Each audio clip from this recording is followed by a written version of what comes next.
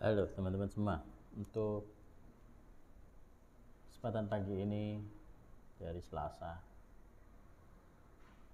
saya mau share sedikit tentang kesehatan. Walaupun saya bukan ahli kesehatan, saya bukan latar belakangnya dari healthy ya, tetapi qadar Allah saya masih diberikan kehidupan kedua setelah pasca serangan jantung 2 kali ya.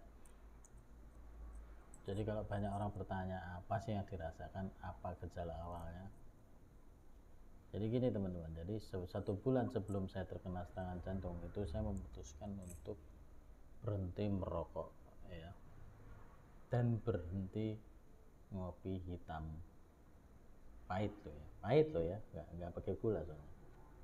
Saya memutuskan untuk berhenti kafein dan nikotin, itu saya benar-benar stop.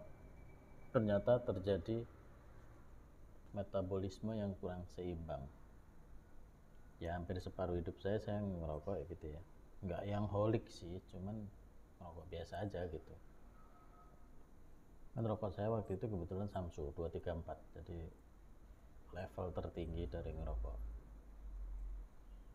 And then kemudian 1 bulan kemudian, tepat 1 bulan saya langsung terkena heart attack jilid pertama. Saya nggak tahu itu, yang jelas tensi saya tinggi. Dan kalau teman-teman berpikir jantungan tuh ada gejalanya kayak misalnya sakit gitu ya, enggak ada gejalanya. Gejalanya itu tiba-tiba Anda paru-paru panas, GERD naik, padahal saya nggak punya GERD ya teman-teman. Terus kemudian bawaannya tuh bungkuk aja gitu, nafas pendek, ngomong sulit. Langsung saya ke IGD dicek gini, itu ternyata jantung saya normal tapi nadi saya 180. Nggak tahu itu 180 per detik apa gimana, jantungnya 70. Jadi nadinya sangat tinggi sekali ininya, pergerakannya. Kemungkinan besar ada penyumbatan di dalam darah, pembuluh darah, pengentalan darah, sehingga dia tersumbat. Itu tersumbatnya oleh darah, bukan oleh plak, karena di pembuluh darah itu ada beberapa juga yang disebabkan oleh plak gitu ya. Dan kemudian setelah yang saya rasakan itu, saya hampir tidak sadarkan diri gitu aja, cuman saya masih bisa mengendalikan diri karena memang mungkin dulu saya pemain bola kali ya. Nah, fisiknya rada sedikit oke saya katakan, karena gejala jantung itu ketika Anda potensinya cuma 2, serangan jantung sehingga sampai Anda lumpuh, ya saya katakan lumpuh karena saya nggak bisa ngapa-ngapain gitu. Atau malah yang kedua adalah henti jantung, ya udah berhenti aja gitu. Makanya orang sering bilang angin duduk, orang sering bilang masuk angin, dikerokin aja, padahal dikerokin itu tidak disarankan oleh para medis gitu. Jadi teman-teman, kalau saya gini teman-teman,